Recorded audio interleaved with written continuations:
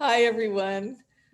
Dana J here with Urban Wisdom, and I've got Tom Garcia again as my guest, and I'm so excited and inspired. We were just chatting up about our subject, spiritual leadership, and then we started getting into it, and we weren't recording. So here we are, starting again, or starting for the first time, because you never know what we're going to end up talking about. So, hi, sweetheart. It's so good Hey, to see you today. yeah, thank you. Great to be here with you. Thank you.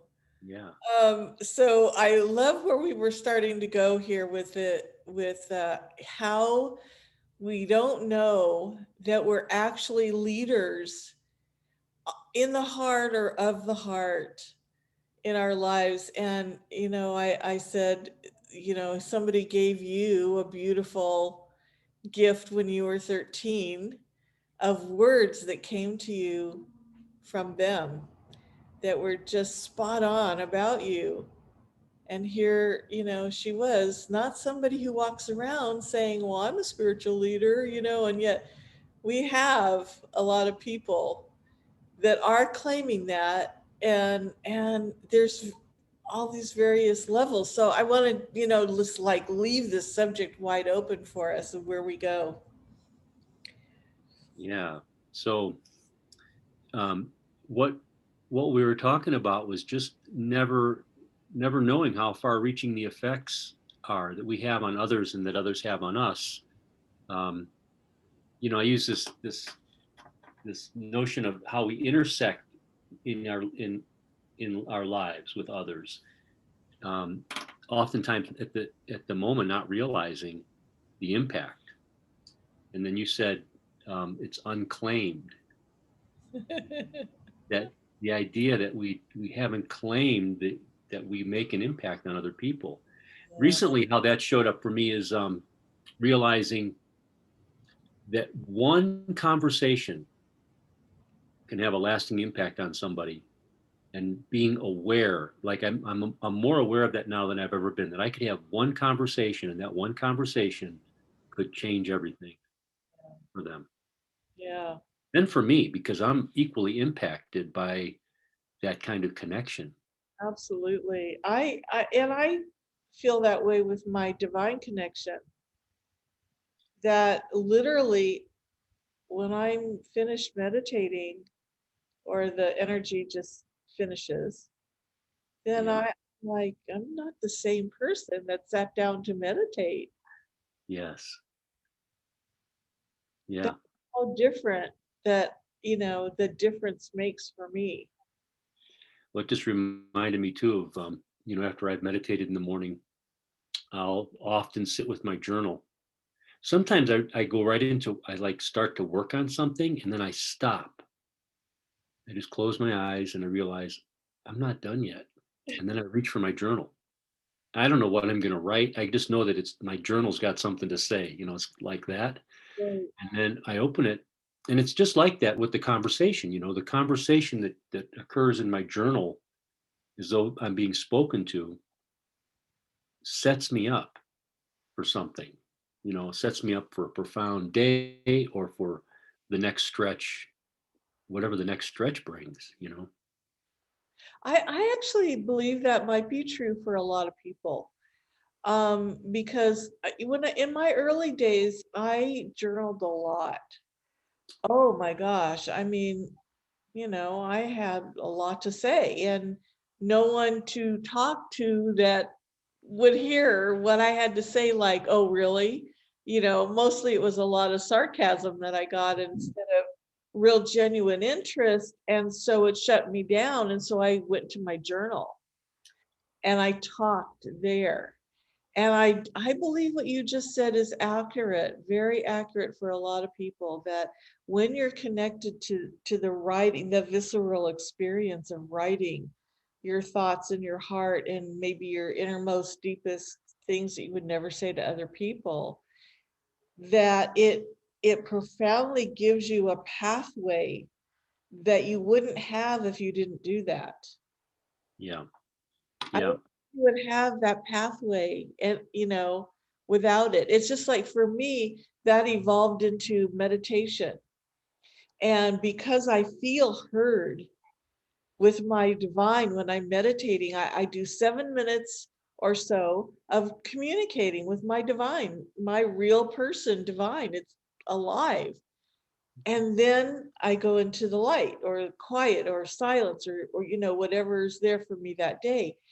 And that profoundly changes me. And I know the difference because of I remember one time recently I said, no, I'm not going to meditate today. And by the middle of the day, I was like, oh, I should have meditated today. Bad choice. Oh, not a good choice. That's interesting because I don't really consider myself a good meditator. Like there's no way I could sit for an hour. Maybe I could, half an hour, an hour. When I'm really, I know when I'm really dropped in, I will sit for almost that long. But generally speaking, it's a roughly 7 minute, time out with myself. But Yeah, then the thing about the journaling that's interesting is my journal speaks to me like I'm, as though I'm being spoken to. I don't know if we talked about that before. It's a flip. yeah, I used to be the one telling my journal what for, right. that now it talks to me and says, this morning it said a word with you in parentheses, like we want to have a word with you. And all Wow. it said was a word with you. Wow.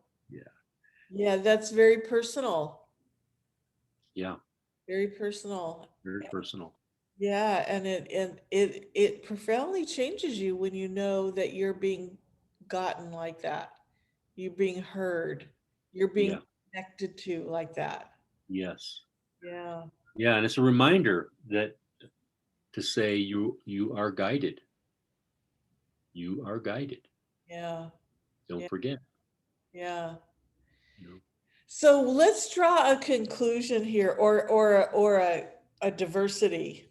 I think diversity, I think, is more appropriate for where I'm going with this question.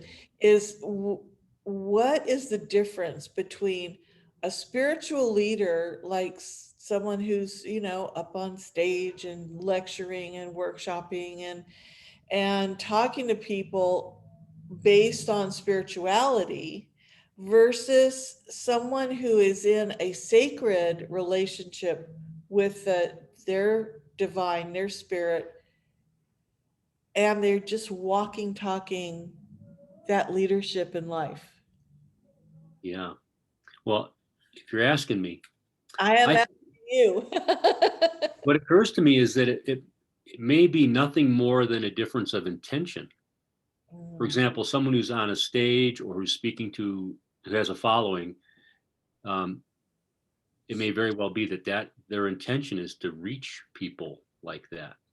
Whereas someone who's, I mean, and we know lots of people, you and I both, and I'm sure people who are listening, those who are like have every bit as much to say, but are very unassuming and quiet and just move about their lives doing their work.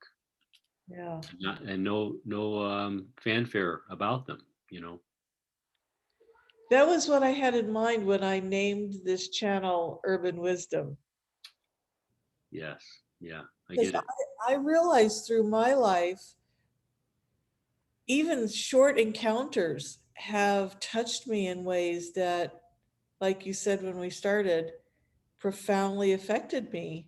And it's something that I've carried with me. For instance, uh, in the early days, God, I just was really young, it seemed like, or maybe innocent, I don't know. This one circle I was in, this woman said to everyone, the slower you go, the faster you get there. Hmm. And I thought, well, that's the stupidest thing I've ever heard. In my consciousness at the time, I was like, there's no effing way that I could even understand what that means. And then, doggone it, do you know that phrase stuck with me throughout my life? And I kept trying to understand what that meant. Yeah. until one day I was in the experience of it. Yeah. Yeah. Yeah. You That was know, that's river wisdom too, amongst the rafting crowd. Slow is fast and fast is slow. uh-huh. So take your time, move steadily and with certainty as you're doing things. So there's no slip, no incident, no accident. You know, pay attention. I think it's pay attention. Oh, I didn't know that. I believe that it might be from some great authority, that said that, but I don't know who said Yeah, it. a river rat. Some guy in the river just found out, you know what? You try to go fast and you're going to get in trouble. So just slow it down and you're going to get there quicker. Right. And this was, a spiritual group that I was in. And how many times are we in, we hear phrases like that we don't understand, and that really continue to impact us through our lives until we do have the understanding of it. And there's some sort of like, oh my God, I finally got that. Yeah. It felt so good. Yeah. Mhm. Well, I think along the topic that we've been talking about, this notion of spiritual leadership, and it can be like that. We could just spit those words out and it might mean different things for different people, like someone who has authority and a following and a voice like that. And then how it's occurred for me is um, a deeply personal experience of my own authority, my Yeah. own voice, and trusting that, not my ego's voice, my own voice that wells up from within me and guides me in my daily affairs to the extent that I surrender to it, and give myself over to its guidance. Yeah. Yeah. You're somebody who really is a great example of that. And it, you know what? Thank you. And it's humbling at the same time. Like I'm like, oh boy, you know, walk around with a badge, like a little pin saying spiritual leader on it. Um, it's being led. Allowing yourself to be led by your spirit and following that. That is no easy task. That takes a lifetime of just work and diligence and devotion. That's exactly where I was thinking, along the same lines. It takes so much. It's practice is even a very small word compared to what you actually do. Yeah. You said commitment, devotion. Mhm. You're benedicting. You're giving yourself the benediction of life Yes. to be yourself and be your own leader. Not that you want to have the outcome of having followers, but you just have the outcome of surrendering every day to Yeah. be the leader again in that moment of your life. Yeah. Yeah. That's profound what you just said. And it just what struck me too was this notion of God's plan. Uh-huh. What is God's plan? Right. I've been both of us. We've been longtime students of A Course in Miracles, and I wrote this out and highlighted it in my book. It said God's plan. Where would you have me go? What would you have me do? What would you have me say and to whom? Right. Okay, Okay. stand by. I'm standing by. Right. I'm a little bit open to that. Yeah, Well, about the big the voice, yes, and the big word in A Course in Miracles is willingness. Are you but willing? a little willingness. Just a It, little. it really emphasizes a little willingness That's because all it takes. the ego wants to get in there and add its Agenda. part Yeah. more and more, Yeah. and the Holy Spirit says, thank you, but I just need a little willingness. We'll take it from here, you know? That's what I love. We'll take it from here. If Yeah, you just will let go of that rope. yeah, yeah. For anybody who's listening that would be interested, there are a couple pamphlets I came across recently, and I know they've been around. One is called the Song of Prayer. Uh-huh, that's It's lovely. about prayer, forgiveness, and healing. Yeah. And the other is psychotherapy, practice, purpose, and something like that. But they're both short, and they're um, my gosh, they summarize the teachings so well. Just boil them down in a couple of short booklets, not Absolutely. pamphlets. I have another one for you if you want to laugh. It's called The Course in Marigolds. Oh, And it is hilariously right on without making fun of or being sarcastic. It is so funny. It's by Michael Stillwell. Michael Stillwater. I knew you. Yes.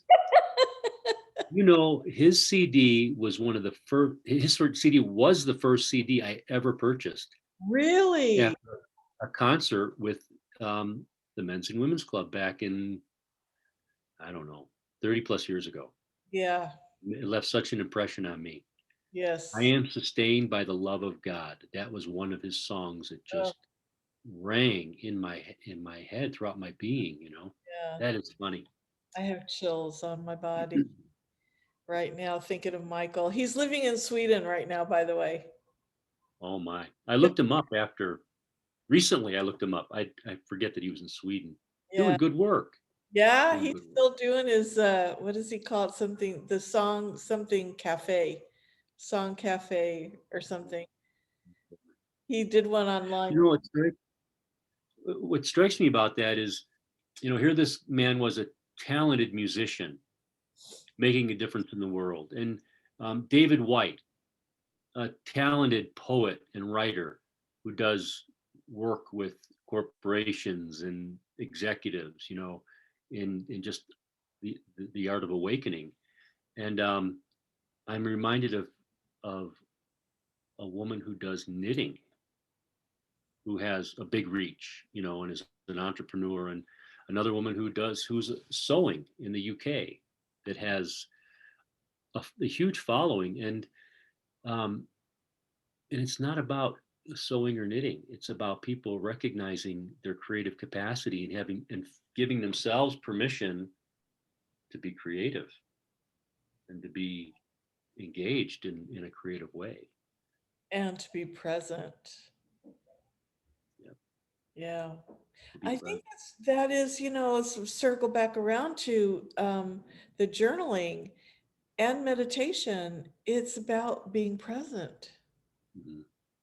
You're so present with yourself Yeah, that your spirit becomes alive within you. And then it wants to take you through your day if you're willing. yeah, Yeah. yeah. It's a practice for sure. I mean, anybody who's a seasoned meditator or just one who sits quietly for a little bit each morning or each day knows the difference. Like you said, the difference between the times you do and the times you don't are like night and day practically. And Oh man, you could really uh, tell the difference. yeah. Yeah. And especially when you do it every day as a practice. Mhm. So You just be, a reminder to everybody, don't miss. don't It's miss not it. worth it. You're not gonna like the results if you miss. Yeah. Oh, flying by the seat of my pants. Been there, done that Yeah. way too long ago. Yeah. So back to spiritual leadership in that respect, you know, it's staying close to the source of your supply, to the source of your own wisdom. You know, it's like having Ooh, that was a little notification. exclamation point. What? That's called a sacred notification. Excuse me. Yeah. Now that's funny, but you know what? I'm with you. Okay, yes. What? Yeah, I'm that's listening. how I that's how I am with fire. That's right. I when And I'm when I go to the woods and make a fire, you know, a ceremonial fire, I kneel before it. You know, I'm not worshiping the fire. I'm just engaged with that element in the earth and the air and the spirit. and the water that's in everything, the water that's in my body. And it helps me to listen. It's mesmerizing. But literally what I want to say about that is when this I hear the sound of the fire, it'll spit and pop, or it'll seem to go out, and then in a moment of clarity or illumination, it comes back up again. And I Yeah. was like, oh, let there be light. It it is definitely like it's talking to you. Yes. And then when it sounds like running water, I don't know. That's a very rare sound. It'll sound like running water, and my head just goes, "Ooh," and I I listen don't think I've really, really closely. wow.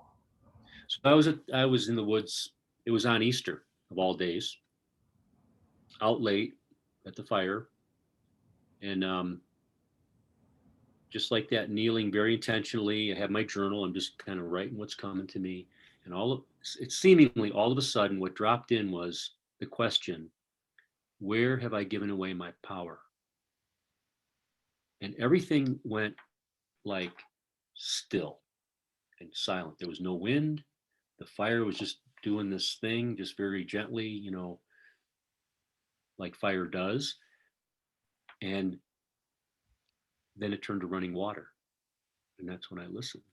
Wow. And, and what came to me in the answer, and I'm saying this not just for myself, but for all of us who recognize that over the course of our lives, by dint of our culture, society, like in the Guru Papers, the authoritarian way that has been handed down generation after generation after generation to subjugate and dominate and suppress in many ways, and we just are born right into it. It's like, where have I given away my power? And I had like just images came back, memories, flashbacks, and my it was like a demand. It said, I want it back.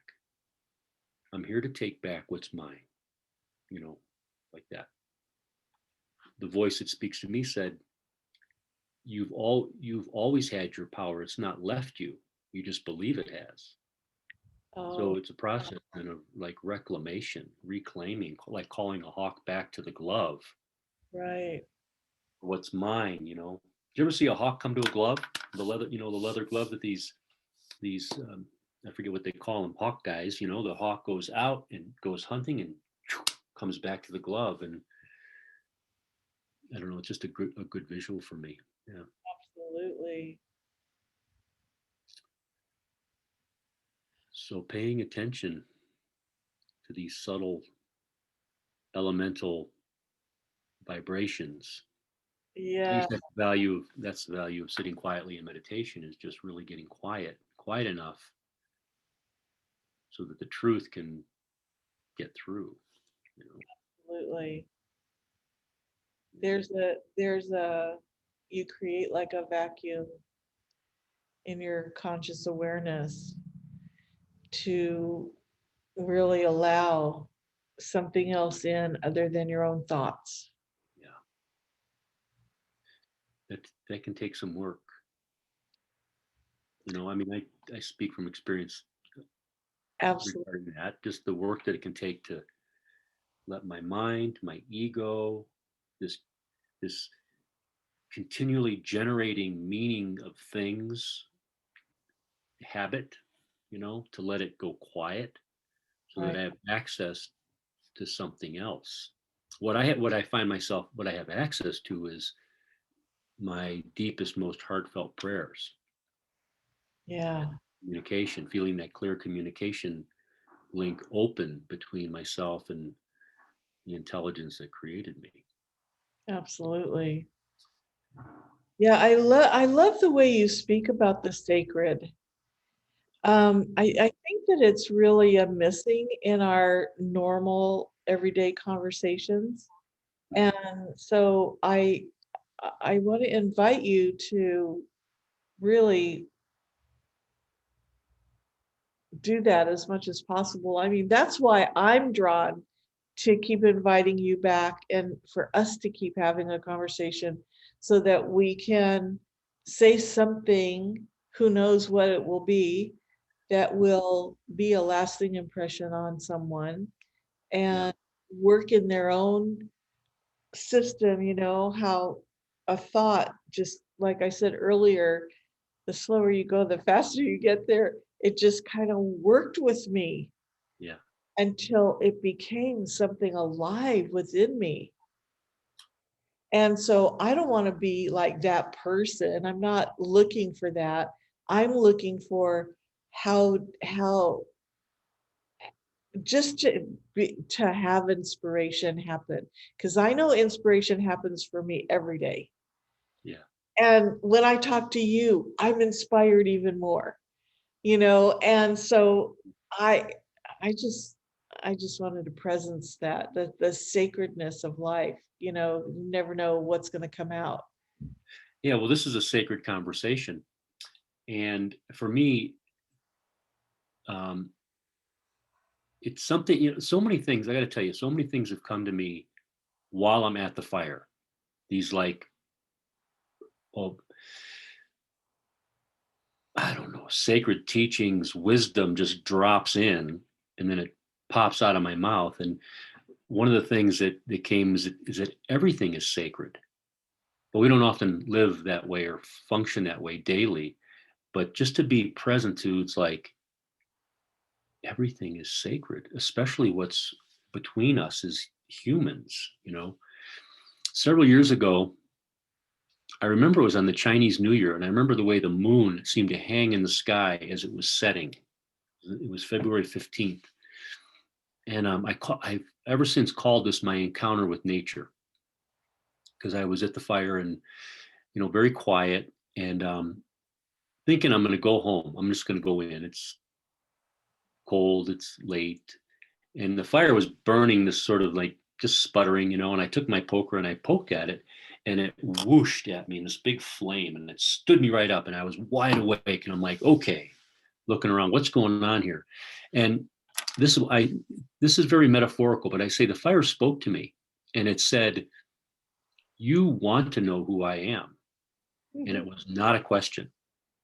And I remember like I'm looking left, looking right, like where do I go? Because there's nowhere to go. Do I go running home, through the woods, run home and burst in the front door with my eyes wide open and to greet my wife? It's like that wasn't going to happen.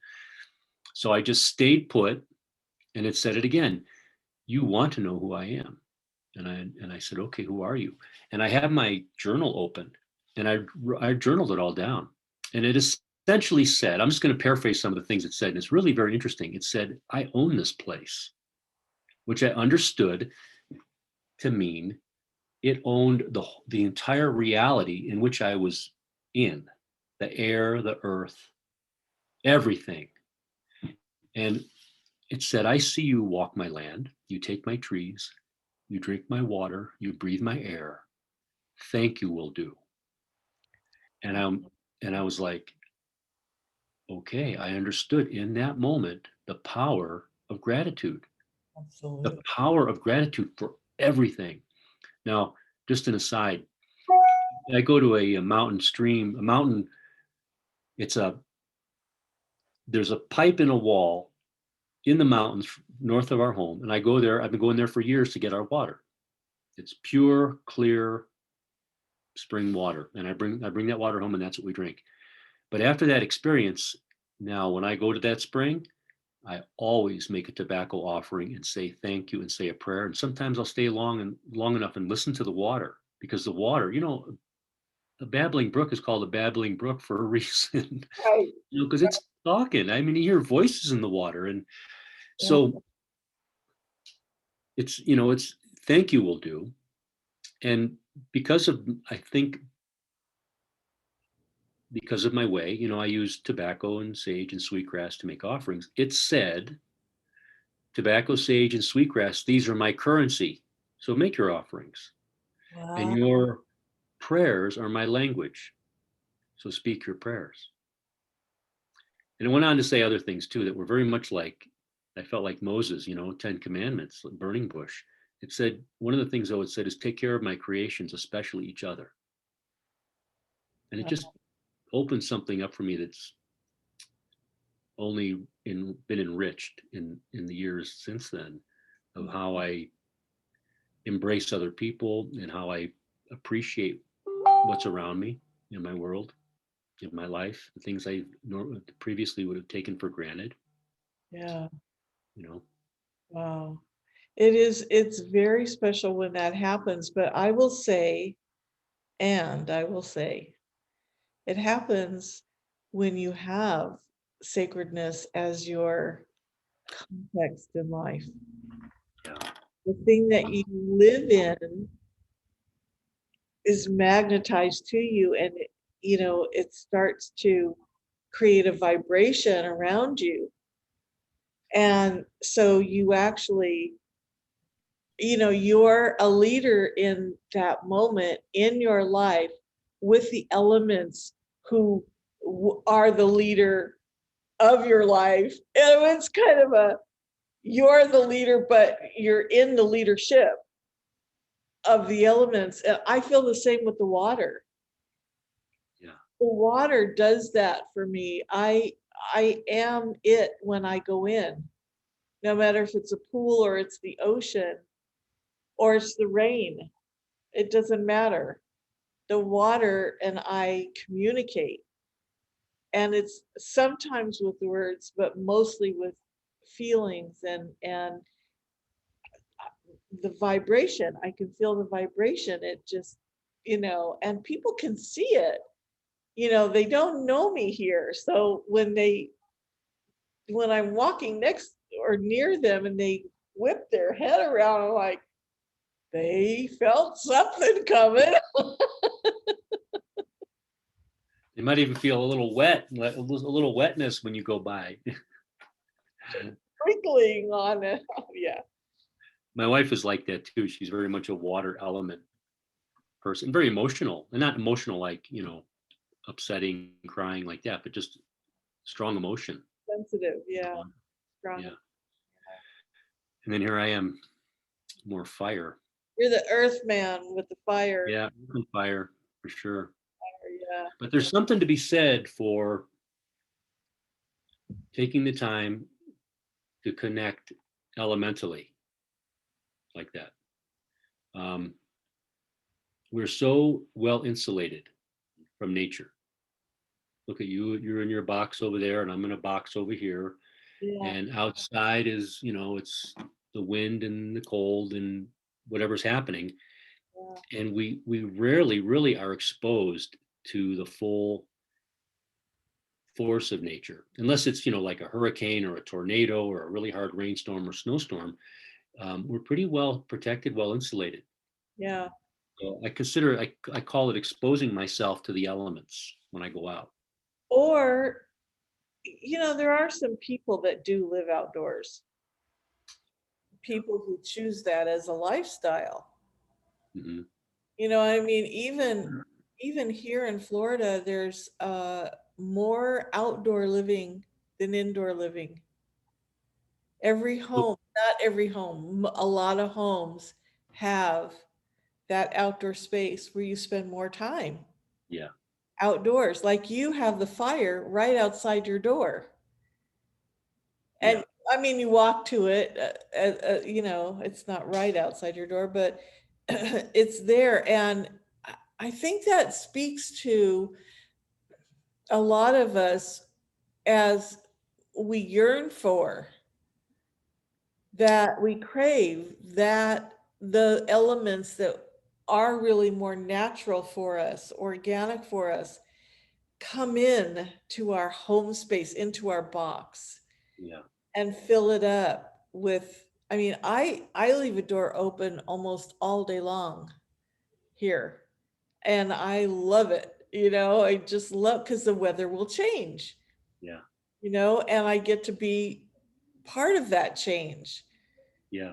Yeah. Yeah, I call it bringing the outside in. And obviously, I mean, anybody with a green thumb, plants everywhere, flowers. My wife's like that also, just flowers everywhere.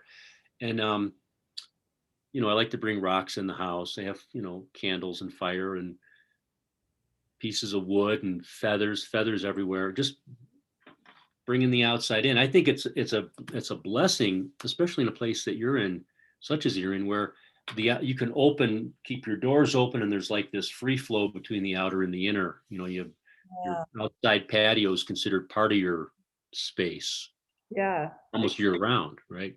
Almost year round. Yeah. Yeah, I mean, even when it's raining, I'm out there. Yeah. I love it. Just Yeah. walking in the rain. I remember one time when I lived in Hawaii, uh, I w- I was taking the bus around. I didn't have a car yet, and so I was taking the bus, and I went out. I went to see a movie, and then while from the walk from the bus stop to the movie theater, I got drenched in a downpour. Absolutely. I was wearing this long dress, and every inch of it was sopping wet. I go into the movie. 2 hours later, I walk out. I'm totally dry. Oh, Totally dry. It started raining again, drenched. I get on the bus. The bus drives. By the time I got home off the bus, dry again. huh, It yeah. was like, what is going on here? I mean, in California, if you get wet and drenched like that, you have to get into a spin cycle and dry yourself off. There's no way you would dry in, just that short of a time. So I thought that was pretty amazing. I'm not sure what that means or why I'm bringing that up, but I just think that it's one of the phenomenons that I live with, where I say my day is a living miracle, because all day long I'm witnessing these things that Yeah. happen, that come into my space and leave my space, and then go leave me wondering, like, well, that happened. Yeah. Wonder what? No, don't have to know what that means. That's something that happened. It was pretty darn cool. Well, that's the point right there. Not necessarily having to completely understand or deconstruct a thing, just accept it. Yeah, Grace, and gratitude. yeah. Yeah. It's something that I've practiced for a long time, and oftentimes after something strange like that happens, and my mind would go, "Oh, that was so strange," or it'd be really sarcastic like that. Instead, I just go, "Oh, well, that happened. Okay, thank you." And then later, I get a clarity about why that happened. Uh, It just it just happens. There was some, like, I don't know, inspiration or something, where the voice you listen to or the feeling you listen to says, that happened because you needed to see la la la, whatever it is. I Like, think that's a function of awareness also, where in I can think to my days when I was less aware, the separation between something happening and the understanding of why it happened seemed very far apart, and I didn't make the connection. But as yeah, I've gotten older and hopefully wiser, I start to see cause and effect, question, answer, problem, solution, like that together. And it's like, to be aware like that, something happens and I understand why. You yeah, know, like if there's an occurrence in my life or in anyone's life, they have something occur and they recognize the cause. That's really powerful to see the cause it is. without separating them out and then not understanding why things seem to happen to me because I don't understand that I'm the cause. Right. Putting it together, not in a judgmental way, but just to as an awareness, like, okay, I have a choice. I can change. Absolutely. Well, just becoming aware of something like that is change. Yeah. Is that you Yeah. can't be the same person. Yeah. It's when you see it. And I love your analogy of the hands showing separation and together, or non-separation, because that's the way I've shown as a Reiki master people how we live in spirit this way. And in 1 second, we could be here. We could be a little bit separated, Hmm. not having total awareness. Not that we have to, but that's what's available, is Yeah. the ability to be aware in this moment and this moment and this moment. It is available, and it's actually more available now than ever before. Yeah. Yep, I think you're right. And one of the things that I've come to an awareness of for myself, it seems like in recent weeks, it's like this um, measure of compassion for my less awake times versus my more awake times, to be, to not judge myself so harshly, but to recognize it's just my humanity. It's just the way I've been wired for all these years. Conditioning, And thank God for the awakened times, or the more awake times. right? Like thank God. A lot to be grateful for. Yeah. And so this, what we're talking about, is spiritual leadership. Well, there's one more element I want to throw in too that occurred to me, and it's in the realm of judgment. Now, everybody's aware of what judgment is, and we have judging for or against, as a discernment, but also judging each other, judging ourselves. And something happened that just snapped me around judgment. And what I say, the voice that speaks to me, what the voice that speaks to me said was, stop it, withhold your judgment. It'll get you in trouble every time. So just before it starts, stop it before it starts, so you don't even go there. And it's as simple as not even going so far as to say the thing that might be judgmental, but just simply to hold it, to hold it back. They're saying it and then calling it back, but it's not that. It's just to withhold it and recognize it's just something I made up that I'm pretty sure I don't want to give time and energy to, because we don't have that much time left to spend. And then it's something you defend or, you know, find allies to support. And then that's a disservice to anybody that you're calling in to support your argument, whatever that might be. Just sort of this journey around this whole notion of judgment, and just to say, um, it's not yours anyway, Yeah. not your job. And My you know job. the difference. Yeah, you know the difference between a judgment that is harms you or someone else and one that is discerning for you. Yeah. There's a big difference there. Yeah. You know it. And so the ones you're speaking of that you choose to stop, are the ones that are harming you or someone else. Yeah. Well, if it's harming somebody else, it's harming me. Absolutely. Like that, to be aware of that. It's like, oh boy. Well, I don't want to harm myself, let alone somebody else. But it just goes hand in hand like that. And stop it before it slips in through the cracks, Yeah. plug up those holes, Yeah. and be gentler with Or others. loving. Yeah. Yeah. This is how I teach myself how to love myself all day long. Stopping those thoughts. Just put the brakes on them. And it's not even like an effort to keep the thoughts out. It's just don't go there. Withdraw the energy from them. Exactly. That is awareness. Mhm. That is awareness that you could be conscious of a thought as it's arising within you, and then say, consciously aware, no, no, you stop Yeah. it. Yeah. Yeah. You know, the the thing that had happened was with my son. He'd sent something about this podcast he was listening to about breathing and these different things about breathing. And me, being Mr. Wise Guy, sarcastically sent this message back to him about breathing. Well, what a novel idea. I think I'll try it. Is that in and out or left nostril, right nostril? I mean, and he's like, geez, Dad, wait, is this like your 5 minutes of stand up or something? And I was like, oh,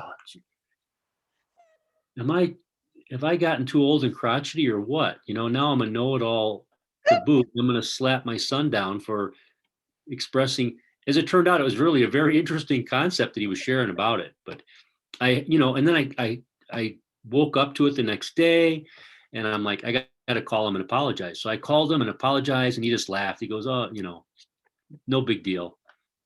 But the case in point here is the Yeah. energy that it took, you know, the realization, and then and then I got to call him, and how many times do you want to do that in a day? You know, Right? Oh my God, you're it what was a you're great week. so funny. I mean, talk about the ironies of life. Yeah, Yeah. Oh, we're so hilarious. yeah, we are Yeah. crazy. That was a good one, Tom. Yeah, but so here we are on topic. Um, Spiritual leadership can be is just as innocuous and mundane as that. Yeah. Catching yourself, whether before the fact or after the fact, Yeah. so that you can just stay clean, Yeah. you know, so that we can get our work done. Yeah. What we're here to do and make the difference we came here to make, whatever that is, to be a clear and open vessel so that we can be guided to what that is, told what that is, shown what Yeah. that is, and certainly judgments cloud the vision. They get in the mix, and you can't see it. Yeah. I remember when I did the forum years ago with, on Warner's teachings, Yeah. and the one thing, the phrase "make a difference" Mhm. me came out of that work. Sure. Yeah. A difference, and it drove me. It drove me, but it wasn't a good drive for me because Hmm. it matched my level of awareness that was unconscious, that was always driving me to do something better, and to be better than I thought I was, because my thoughts for myself obviously were that I wasn't good enough, you Yeah. know and I had to fix that, for God's sakes, and exactly true, for God's sake. Yeah. And when you just said it just now, to see what kind of a difference we can make, I got, wow, people are making a difference all day long. They don't have to try any, Hmm. just being who they are, the way they are, without changing. But what we've been conditioned with, I believe, is very strong conditioning around that something is inherently wrong and that we do have to change. Hmm. And I stand for, now in this time, I wanted people to know there is nothing wrong and never has been anything wrong. We just haven't realized it. And now that we can open up the space to realize there's nothing wrong. Yeah. Just let that work with you. Yeah. There's nothing wrong. The world around you, it's not your fault. Everything that happens to you is not all your fault. I mean, I don't want to make too general of a statement like that, but I am saying that. Yeah. And at the same time, just being, breathing, receiving, living the way you are and what you do and what your choices are, you're the only judge about all of it. Yeah. You're the only one. And so I say, just go out. Don't make a difference. Be who you are makes a difference. Hmm. Yeah. you know? Yeah. There's nothing more to do. That who you are is enough, sufficient. These are, what we're talking about are conversations that come cycling around for me, and is a wisdom teaching for myself, if you will, and then to share with my own children and the people in my world close to me. But Yeah. then out from there also, Yeah. that we have everything we need. And really the only work isn't to go out and get something we don't have, or Yeah. to fulfill us or make us whole and complete, but to remove the blocks to our awareness of what we do have. Yes. who we truly are, to just simply remove those obstacles to that awareness. Yeah. I think that's probably a universal teaching if you could read it in other faiths, other disciplines Yeah. the world over. It's true. One of the things that I love about my teacher in India is that he says, he makes these statements, it's profound wisdom.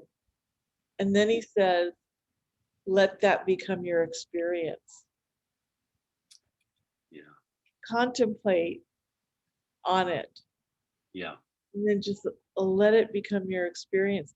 And then I look on the other level, is that who I am? Or is that who my illusion of myself is making me to be? Ah, now I've taught myself. The illusion of myself wants me to do everything my teacher says. And that's not, there's no right or wrong here. It's just a question that comes up so that I can start to see, well, am I being me, or am I being an illusion of myself, or am I being, something that I aspire to? It's right. just all so interesting. But the Mhm. teacher inside of me wants me to know that whatever I choose in every moment isn't a container. It's just wide open energy. So just choose for the moment and Yeah, be wide open energy. There's no trying to achieve anything. There's just what you're doing. yeah, of your own accord. Yeah.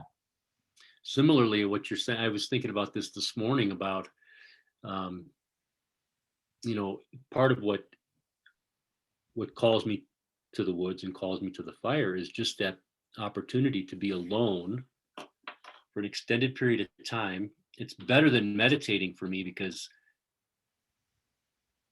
I'm so absorbed in the experience of what I'm of just laying out an altar, building the fire, kneeling down, opening my journal, feeling the wind, feeling the heat of the fire, like that, and being present to something other than all those other voices, even the good ones that are telling you good stuff that we might want to aspire to get free of all. It takes a little, it takes a bit, to get free of it enough so Yeah. that I'm connecting to my, what I feel strongly is my own source of wisdom.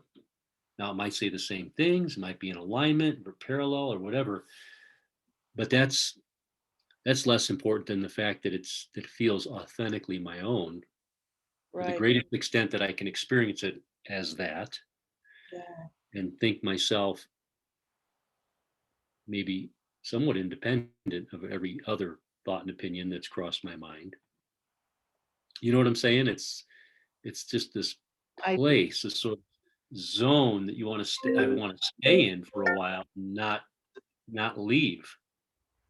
Like when it's time to go in from the fire, I never want to go in. I always want. I'm like a little kid that wants to stay out for another half Yeah. an hour, or until the sun, until it gets dark. When the sun goes down, when the street lights come on, it's Yeah. time to come home. Yeah. Yeah. You Yeah. know, to be in that zone, it's a playful zone, almost. It is. It is. And I love that you're saying that. And I wanted to presence this, this part of this discussion we're having about spiritual leadership, because, it there's no degree, as an intelligence or knowledge for being a spiritual leader when you're truly just being who you are, uh, taking away the veils that have been laid on you throughout your life in conditioning and Yeah, concepts that we make up, and all of that. And so anything experience that we have, including traumas that we have in our life, and I've mhm, had my share. I've had yeah, my share, just like everyone. Um, Once you're past the trauma of it and the emotion, you can just look at it as if you're above looking down at the orchestration of how it came together for you to experience and have an experience. And sure enough, there's some gold in there. Yeah. Yeah. There's a gold in there Yeah. that you that's going to take you further in your life. Yeah. When I bring people to the fire, whether individually or in small groups, which I do both, in addition to enjoying being there just alone, it's to help people when things like that come up, memories of unpleasant memories or trauma or just some of the difficulties of life, is to help them to be able to do just like you said, to step back, actually say that, step back and come up a little bit, just so you can get some distance between yourself and this and whoever's the you that's having these thoughts, and get a perspective, like isn't that interesting over there, you know and Yeah. just to create a little bit of separation. Yeah. There's um definitely an orchestration that happens there, and divine has never left you to be without. yes. Yeah, you didn't get left, you weren't left outside the circle, No. or as my mom used to say, you weren't behind the door when God was handing out brains. You had to say But that's something when I was taking a drink of water that would make me laugh. but it's to say, you weren't behind the door when God was gathering his children around. You didn't get left out. And I think that's a strong, sometimes I think I gather there's a strong sense of that out there in the larger world of, somehow I got left out. I'm bereft, you know. Yeah. And I just want to disabuse people of that notion, Yeah. not all the way take it away from them, but just help them just, get some distance between that thought and or that idea, that way of believing in your life. Absolutely. We can always have compassion for that thought that keeps you small. Yeah. Like having compassion for every thought that you have Mhm. that judges you. Yeah. Yeah. Yeah.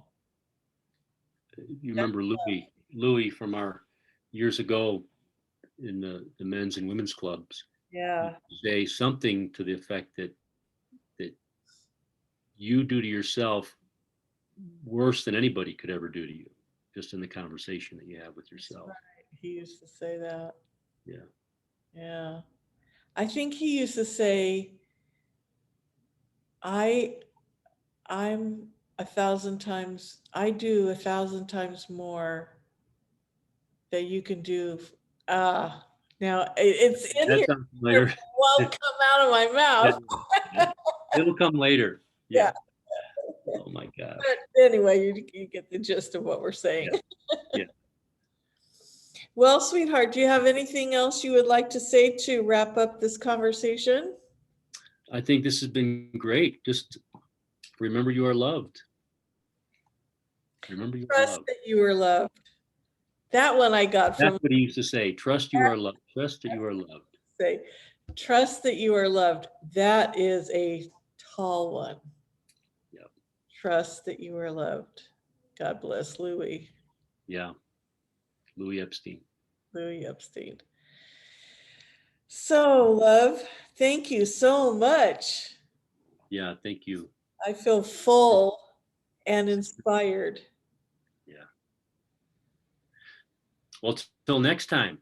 Until next time, who knows what we'll come up with next time? No, we'll just continue the conversation. Absolutely. It is one continuum. That's right. Thank you so much. Ah, thank you. Have a wonderful evening. You as well. So many blessings. Thank you.